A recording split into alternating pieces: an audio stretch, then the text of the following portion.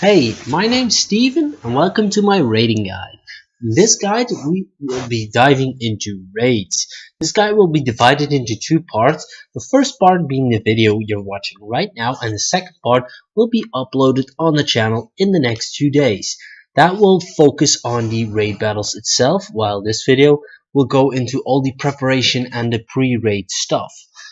So, if you're not watching this video on the day of release, chances are that the second part will be uploaded on the channel already. So, if you're interested in that, you can check that video out right now on the channel after you've seen this video, of course.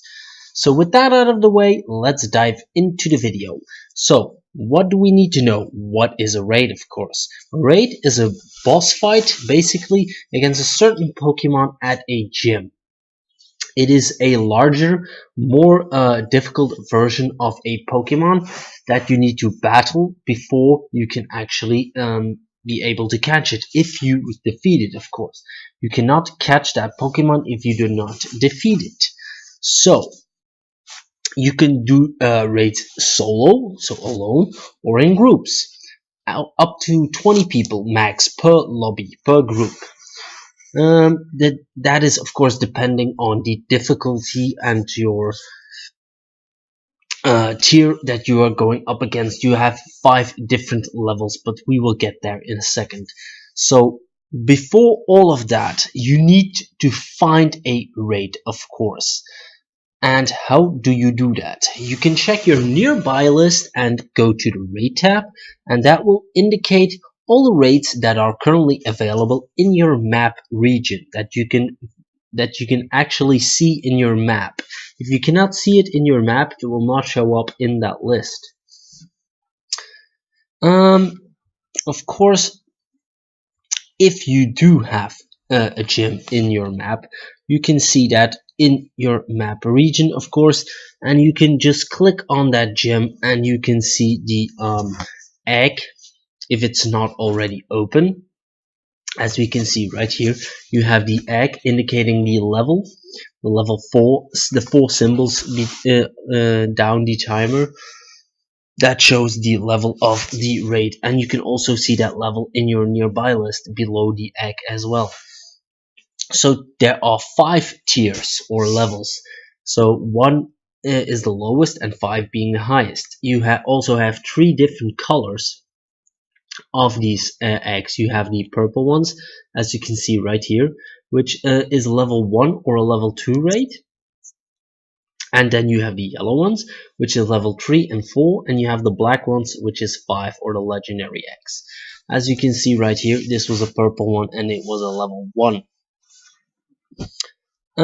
Now, of course, you need to know when to do this raid. You can see that the raid egg popped open, and then a new counter of 45 minutes starts counting down, which is the time that you have to do this raid.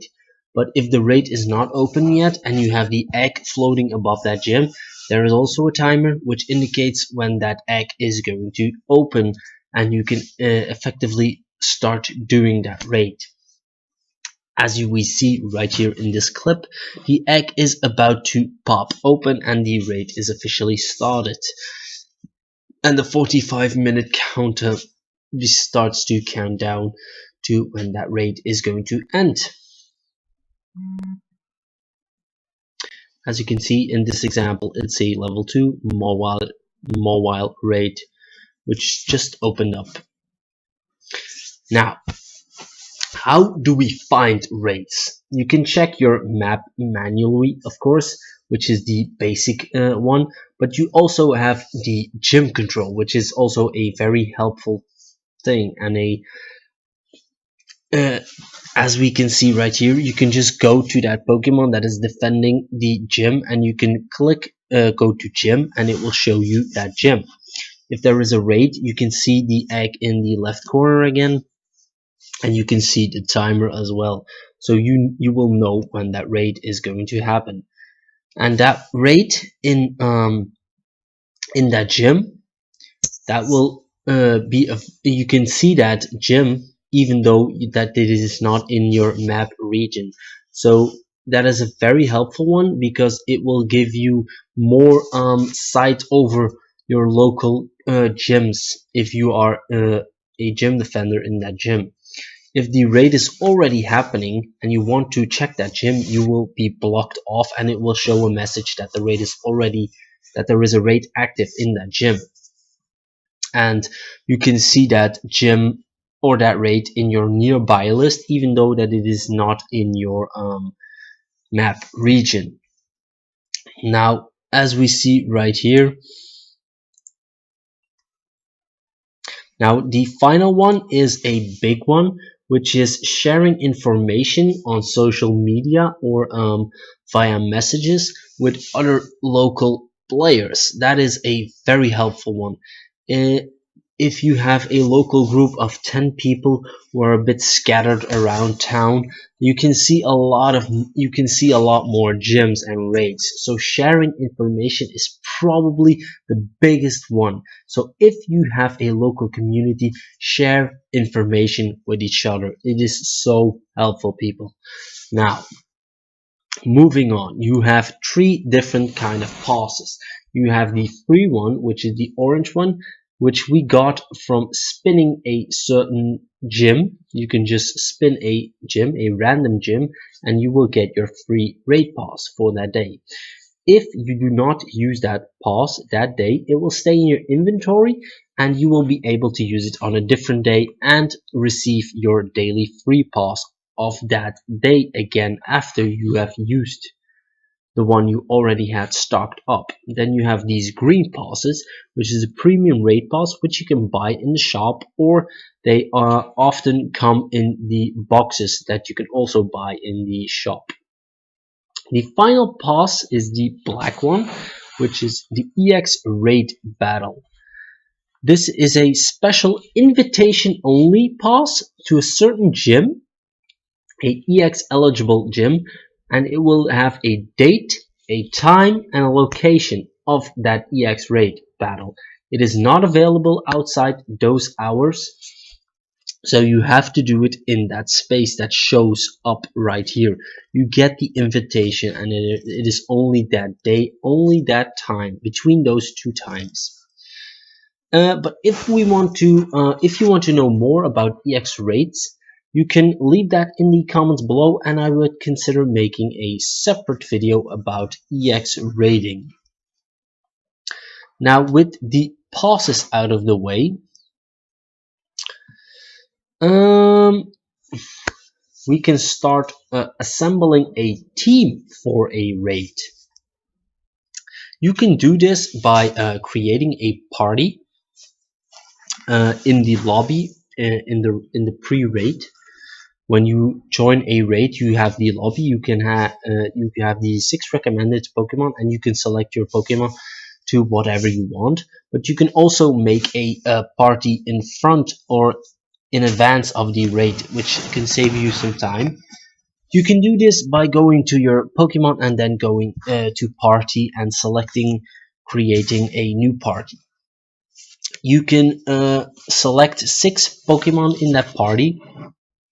You can select anything you want, but there are also a few nice tips that can help you along with creating this party.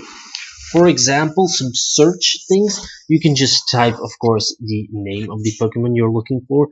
As you can see right here, just typing Dragonite will of course show you all the Dragonites that you have available in your Pokemon party. You can also just type a typing, which will give you all the water types, for example, in your Pokemon list. But you can also specify a certain move that you want to use against that counters the boss you're going to do, which is very helpful, because Pokemon can have multiple moves and you need the right move, because selecting HI Renata with Stone Edge, for example, isn't the most viable counter when you're looking for crunch.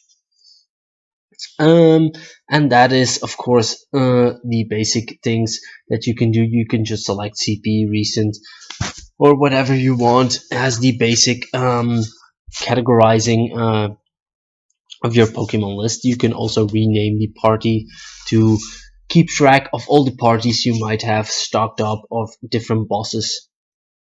My party, for example, was for Cresselia, which was the current tier 5 at the moment.